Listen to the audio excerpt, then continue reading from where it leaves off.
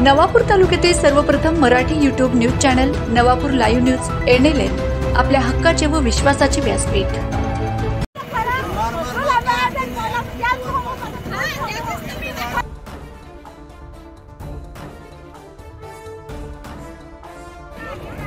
अरे आमची मुलं काय करणार आहे? आमची मुलं काय भीक मागणार का?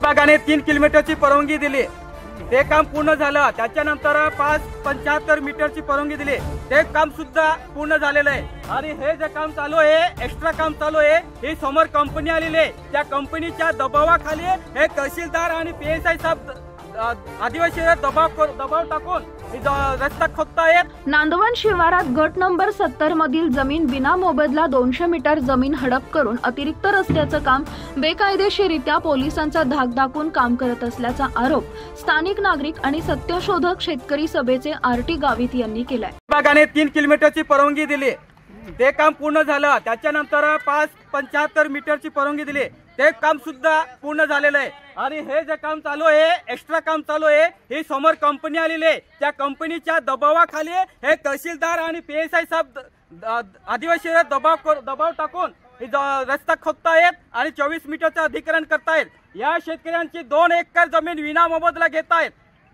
ही सत्यशोधक शेतकरी सभा सहन करणार नाही। आम्हाला लाठीचार्ज हवा, आम्हाला उचलत जेलमध्ये टाको, काय करो, पण आम्ही न्यायाच्या बाजूने, या आदिवासींच्या बाजूने उभे राहणार आहोत।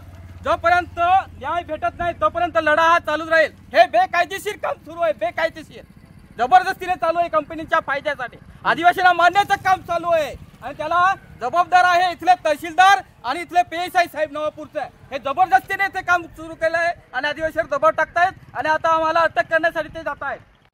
सविस्तर वृत्त असे की MIDC परिसराला जोडला जात असलेला रस्ता MIDC आणि सार्वजनिक बांधकाम विभागाकडून नवापूर नगर परिषदेच्या हद्दीतील देवळफली पासून ते दापूर पर्यंत शेतकऱ्यांना कोणतीही पूर्वकल्पना न देता बेकायदेशीररित्या 24 मीटर रुंदीकरणाचा प्रस्ताव मंजूर करून घेण्यात आल्याचं स्थानिक नागरिकांचं म्हणणं असून याबाबत सत्यशोधक शेतकरी सभेचे RT गावित यांनी सदर होत असलेलं काम कसं बेकायदेशीर आहे याबाबत वेळोवेळी संबंधित विभाग आणि तहसीलदार यांच्याशी चर्चा करून योग्य ती कागदपत्र दाखवून परिस्थिती निदर्शनास आणून दिली होती, परंतु संबंधित विभाग, तहसीलदार आणि पोलीस प्रशासनाची दिशाभूल करून त्यांचा धाक दाखवून हा रस्ता बेकायदेशीररित्या काम करत असल्याचं म्हटलंय।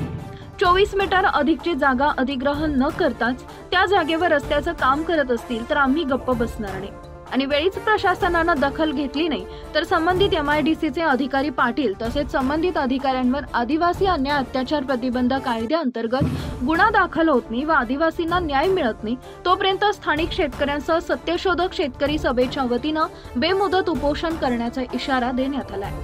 बांधकाम विभागाने MIDCला रस्ता रुंदी करण्यासाठी 3 किलोमीटरची परवानगी दिली, ते काम त्याने केलेलं आहे।